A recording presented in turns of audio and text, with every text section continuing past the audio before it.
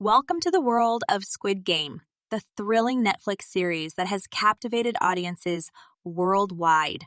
But what if I told you that the story doesn't end there? Some of the brave participants have taken their fight to the courtroom, seeking justice against Netflix. In a shocking turn of events, the winner of the deadly games is still waiting for her prize money. Join us as we delve into the legal battle, the twists and turns, and the suspense that continues to unfold. Will justice be served? Will the winner finally receive her well-deserved reward? Find out in this thrilling journey through the world of Squid Game. See here the full interview of the winner of Squid Game, the challenge where she is explaining her experience and what she wants to do with the prize money of a stunning $4.5 million when she finally gets the money. Experience on the show without having to, say that I've got eliminated. Were you forbidden to tell anyone close to you that you won? Except for my husband. That's about it. Yeah. Oh my gosh. I know. That's wild. So how did your husband react when you got out of there and you were like, I won. I'm taking home $4.5 million. He didn't believe me. He's just like, no way.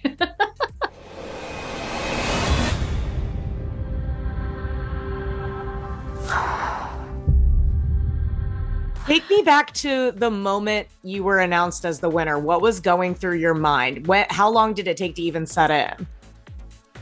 It took a while. And, as you can see on the TV, I was like, me winning? This is it? This is the finale? It's like, it took a few seconds to click in that, oh my gosh, the game is over, I'm the winner and stuff like that. But at the same time, it was, very mixed emotion of seeing Phil standing there, like so disappointed. I felt so guilty at the same time because I love Phil to death. He's a great person. He's grounded. And for me to win in that final game, I felt a little guilty about that. Player 16 eliminated. Sam? Phil and Sam are so close. I mean, they're best friends on the show. And I'm just like, I'm just a third wheel. And so when Sam got eliminated, I kind of felt relieved because I want Phil to be my opponent because I can feel more so than Sam. And I also feel Sam as, a threat to me playing in the final game. How did you feel about what the final game was? Oh, I was so happy because, I'm glad that they picked the most easiest game for the final. The stress has, taken down a notch and it's not like cutthroat or anything like that. And I felt relieved for that. And just to make the last game, it's so easy. It just, it's a breath of fresh air for us. And it's not so intense, You're killing me, Mai. Yeah, I mean, rock, paper, scissors is so interesting because it's like, kind of a game of chance, but you're so good at reading people. Did you have a strategy when you were playing? Oh, yes. The advantage of going to this game is I'm much older than Phil, and I experienced more in life than Phil as far as, people, because I have a family, I have kids, and he's still young. So the knowledge that I've taken to the game, I have a better advantage because I played that game constantly with kids, with grown adults. So I was able to maneuver that. So I have that advantage over Phil. How have you felt about the reactions to you? Like, do you go online and read comments? How have you felt about how you were portrayed and received on the show? Actually, I am glad I don't have social media platform. That's good. for that one reason. Whether it be good or bad, I don't want to be immerse myself and overwhelmed with the comments. And so I try to separate that so that way I can live a normal life and not so worried about what people think about me. Is there anything if you went back you would do differently? No, I think I stood by my decision in what I played throughout the show, and I'm glad that I stick to my gun, which it's integrity and also perseverance and hardcore strategy of overcome every game. I don't trust TJ. He said he got a pure heart. I don't think he got a pure heart. Nope. Have you spoken with TJ since coming out? I have, as a matter of fact, I received a text from him yesterday, and he said that even though, I said that, I don't trust him, his wife said, she was voting for me to win. Did the other players know that you won, or they didn't know either? No, they didn't know because we can't tell anything. We signed an NDA, and all of the players, especially the finalists, we had to keep it to ourselves. It was very hard. Oh my gosh. What surprised you most about the experience? On the lighter note, it's the food. I didn't expect all the food would be boiled or, it's like flavorless. And at least on the game, it's not in the TV show, you have some kind of flavor. Here you have everything boiled and, it's not as good. So, and also, I probably told you this earlier in the interview, but it's the personal hygiene of maintain the personal hygiene and be responsible to clean up after yourself and just be respectful in the environment that we share, common areas. Yeah. Did you just have the one tracksuit the whole time? Yeah, pretty much. Oh my God. Yeah. I think at one point when, people are starting, say, hey, my shirt is dirty because, sometimes they came off of a game where they had, the squibs and it squirted from somebody on their shirt or something like that, or food fallen or just dirty, and so, and also smelly too. And so I think after a few complaints, we finally changed our attires. Do you know how long you were in there? I wonder if how time even works in there. Well, just from reading the news, I think it's like 2.5 weeks. Okay. Yeah.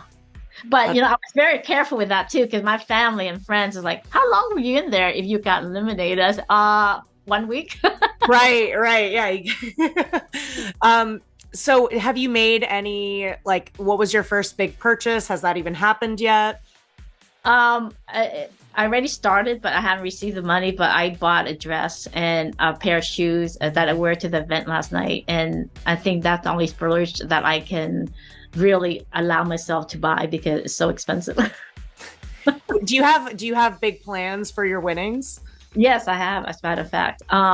So I have charitable costs that I want to contribute more so because I want to increase the number of sponsoring as for kids receiving education and helping the elderly with their basic needs and health care, and also the wildlife and the climate. And I think those three are very important, how we see the world, so that way we can live in it and enjoy it for everybody, not just us at the present moment. We have to see the kids too, because that's their future also. They renewed the show for season 2. Yes, I'm so glad because I told everybody, to apply. It's going to be so much fun for them. Should I go in, Mai? What should I do? Should. I think you got the stamina to do it. We visited the set a few days before you guys went in, and I played red light, green light, did the Dalgona, all of that. But did you stand for 35 minutes? We stood for a while, but definitely nowhere near as long as you guys. But it's interesting though, because it is it's very much in how you plant your feet.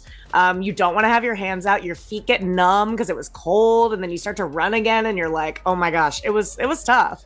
Yeah, my disadvantage was my shoes were a little bit big, so I had, regardless how many socks I wore, I still have, every time I run, my shoe will fall off. I was like, it's so annoying. And oh my God. When I have 5 seconds left to go to the finish line, I said, you know what? With or without shoes, I'm going to make it to the finish line. Right. Kick those suckers off. What would your advice be to anyone going into season 2? My advice to the players, the new applicants, is that be respectful with the players. They're going to be the one that's going to, evolve in eliminating you. So you have to, put you. Squid Game, the challenge, was, according to the participants, a ruthless competition where participants had to wait for hours during the games. It was cold, and the food was really terrible. The conditions were so unbearable that a few participants decided to take their case to the court. They wanted justice and compensation for the hardships they had endured. They hoped that their brave step would draw attention and bring about changes in the way the games were organized. In court, they faced the powerful organizers of Squid Game. It was a nerve-wracking battle, but the participants were determined to tell their story and fight for what they believed in. Or are they just in need for money? As the trial continued, support for the participants grew. People from all over the world followed their story and demanded justice. It became a symbol of hope and change. Eventually, after a long legal struggle, a breakthrough came. The organizers of Squid Game were forced to be held accountable for their actions. Reforms were implemented to improve the safety and conditions for the next participants. See some of the stories here.